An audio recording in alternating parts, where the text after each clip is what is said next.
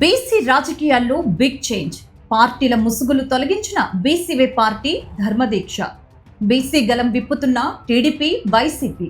ఈ రెండేళ్లలో లేనిది కొత్తగా ఎందుకీ మార్పు? మారిన రాజకీయం, ఆ క్రెడిట్ అంతా బీసీవే పార్టీదే. ధర్మదీక్ష సక్సెస్. ఇక ధర్మయుద్ధానికి సిద్ధం. ఆంధ్రప్రదేశ్ రాజకీయాల్లో ఇప్పుడు బీసీ మంత్రం పఠిస్తున్న పార్టీల అసలు రంగు బయటపడుతుంది. ఒకప్పుడు బీసీలను కేవలం ఓటు బ్యాంకుగా చూసిన ప్రధాన పార్టీలు ఇప్పుడు వారిని ప్రసన్నం చేసుకోవటానికి మీటింగుల మీద మీటింగులు పెడుతున్నాయి. అయితే ఈ మార్పు వెనుక ఉన్న అసలు చోదక శక్తి బీసీవే పార్టీ అధినేత బోడే రామచంద్ర యాదవ్ అలు పెరగని పోరాటమని రాజకీయ విశ్లేషకులు స్పష్టం చేస్తున్నారు.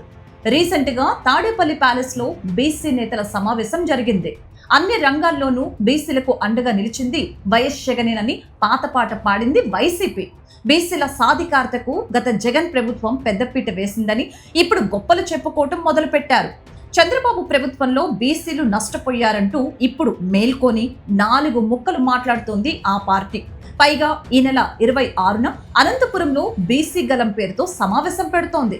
విచిత్రం ఏంటో తెలుసా? ఈ బీసీ సమావేశానికి కర్త, కర్మ, క్రియ, దర్శకత్వ పర్యవేక్షణ అంతా సజ్జల రామకృష్ణారెడ్డి చేయటం. ఒక బీసీ మీటింగ్ ను ఆర్గనైజ్ చేయడానికి కూడా వైసీపీలో రెడ్డి కావాల్సి వచ్చింది. నిజంగా బీసీలకు అండగా నిలిచే పార్టీ వైసీపీయే అయితే బోడే రామచంద్ర యాదవ్ చేపట్టిన బీసీ ధర్మదీక్షకు వైఎస్ జగన్ ఎందుకు మద్దతు తెలపలేదు? 4 రోజుల పాటు అన్న పానీయాలు మానేసి శరీరం శుష్కించిపోతున్నా కనీసం ఒక్క ట్వీట్ చేసే తీరిక కూడా జగన్కు లేదా? బెంగళూరు, తాడేపల్లి ప్యాలెస్ల మధ్య తిరిగే జగన్కు బీసీల గోడు వినిపించలేదా అని బీసీవే పార్టీ సూటిగా ప్రశ్నిస్తోంది. జగన్ సంగతి పక్కన పెడితే వైసీపీలోని బీసీ నేతల తీరు మరీ దారుణం. తమ సామాజిక వర్గానికి చెందిన ఒక నాయకుడు ప్రాణాలకు తెగించి దీక్ష చేస్తుంటే ఒక్క వైసీపీ బీసీ నాయకుడైనా ఎందుకు స్పందించలేదు?